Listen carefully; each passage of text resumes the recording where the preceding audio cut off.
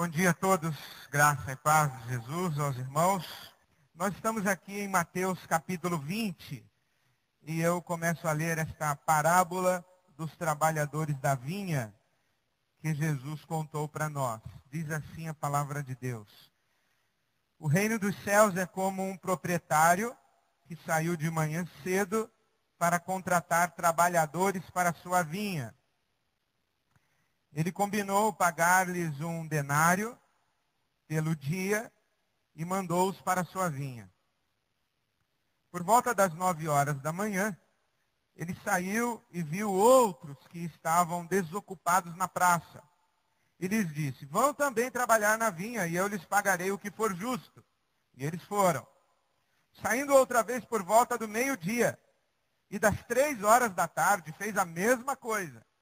E saindo por volta das 5 horas da tarde, encontrou ainda outros que estavam desocupados e lhes perguntou, por que vocês estiveram aqui desocupados o dia todo?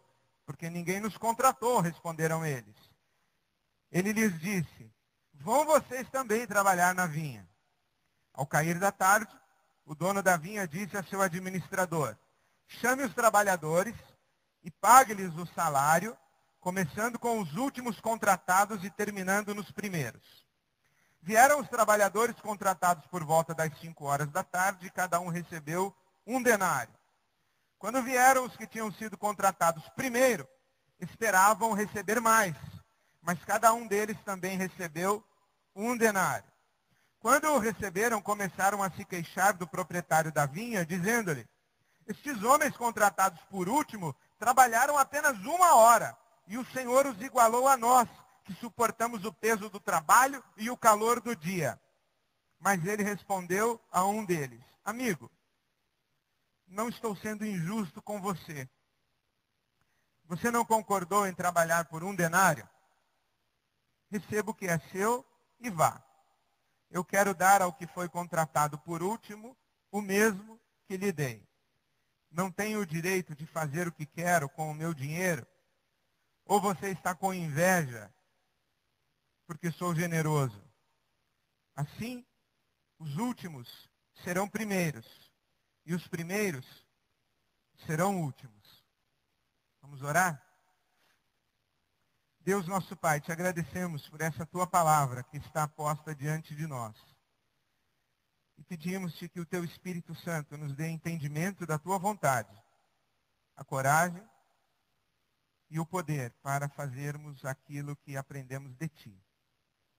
Pedimos-te assim em nome de Jesus, para a tua glória.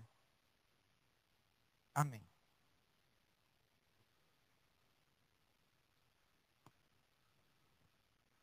A religião, ou a experiência religiosa,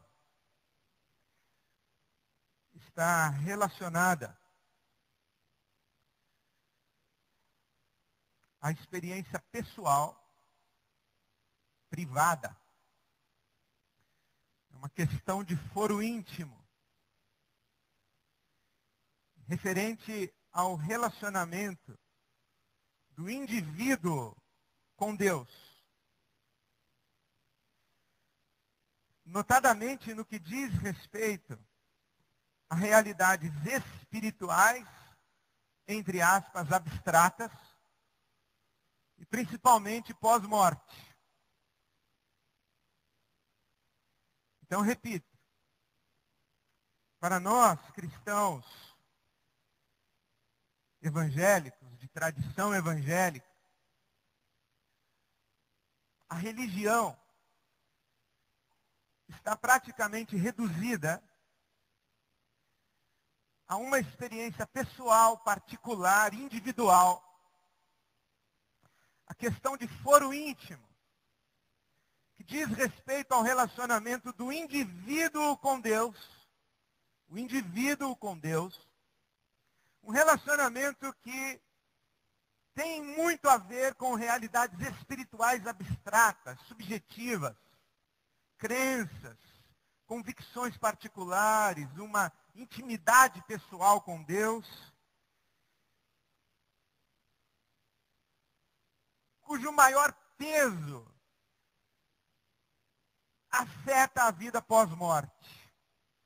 aqui, nesse mundo aqui, nós estamos em transição, esse mundo não é definitivo.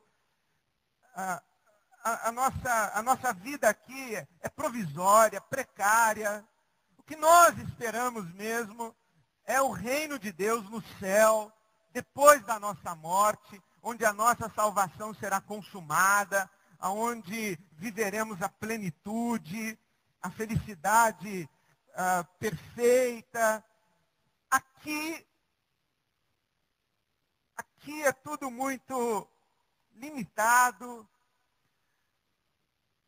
é tudo muito aquém da proposta do Evangelho de Jesus Cristo. Porque a coisa mesmo é pós-morte e ressurreição, é no céu. E aqui, enquanto nós vivemos nesse mundo que é mau, é violento, é injusto, é contingente, é o lugar das fatalidades, das tragédias.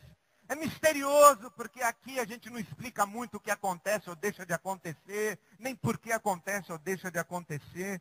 O sentido da vida aqui nos escapa. Então a religião, conforme nós estamos acostumados a crer em a nossa tradição cristã, evangélica, ocidental, é uma questão pessoal, de foro íntimo, de uma esperança individual para o futuro no céu. E o que se exige de nós aqui é que cada um de nós, indivíduos, nós cultivemos o melhor possível de uma integridade moral particular, para dar bom testemunho do Evangelho, não escandalizar o nome de Jesus Cristo, nosso Senhor. Mas o mundo mesmo, o mundo segue a sua vida, a sua trajetória, e nós nos agarramos à nossa fé, à nossa esperança individual, particular, de foro íntimo, esperando então a nossa salvação na eternidade.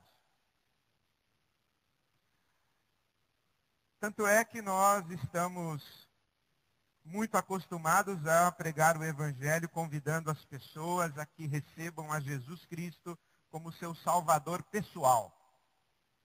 Você já convidou Jesus para entrar no seu coração? Você já recebeu Jesus como seu Salvador pessoal?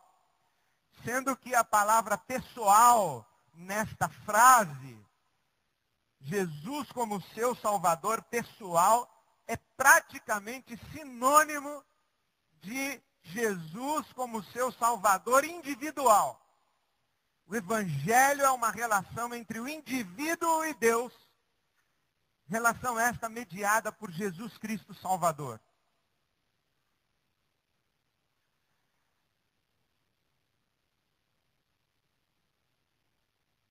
Entretanto, é muito nítido no Evangelho e na leitura do Evangelho, quando ela é feita, é muito nítido que Jesus incomodou até o limite da insuportabilidade os privilegiados, os poderosos e os ricos de sua época. Jesus foi uma boa notícia, e a boa notícia que Jesus trouxe, a boa nova do reino de Deus, essa boa notícia foi boa notícia para os pobres, para as crianças, para os velhos, para os doentes, para os marginalizados da sociedade, para as prostitutas, para os pecadores inveterados, para os párias da sociedade. Porque para os poderosos, os ricos, os privilegiados, a pregação do reino de Deus não foi boa notícia. Muito embora Jesus tivesse sido muito enfático ao afirmar que o seu reino não é deste mundo, a leitura que fazemos do Evangelho deixa muito clara que o compromisso com o reino de Deus, conforme Jesus o anunciou, afetaria radicalmente a maneira como nós vivemos neste mundo. Por isso é que as pessoas que estavam neste mundo, vivendo numa zona de conforto, se incomodaram tanto com Jesus e se apressaram em eliminar Jesus da cena social. Jesus foi um incômodo, uma pedra no sapato do poder político, do poder social e do poder religioso de sua época.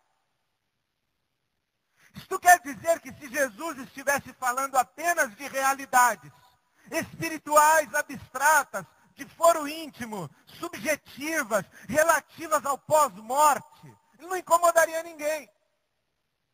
Cada um crê no que quer acreditar. Cada um vive como quiser viver. Só que Jesus trouxe uma mensagem, e na sua mensagem ficou muito explícito e muito claro que aquilo que ele falava não era uma questão subjetiva de foro íntimo, que dizia respeito à realidade espiritual abstrata pós-morte. Que a sua mensagem afetava radicalmente a maneira como nós vivemos nesse mundo. Nesse aqui, no aqui e no agora. Por isso é que os portões do império se abriram para recolher Jesus às suas prisões e cadeias. Por isso é que os portões do poder religioso da sua época se abriram para receber Jesus em seus tribunais. E por isso que os ricos e poderosos da época de Jesus o amaldiçoaram e o rejeitaram, porque Jesus puxou o tapete de sua estrutura de mundo e sociedade. Esta parábola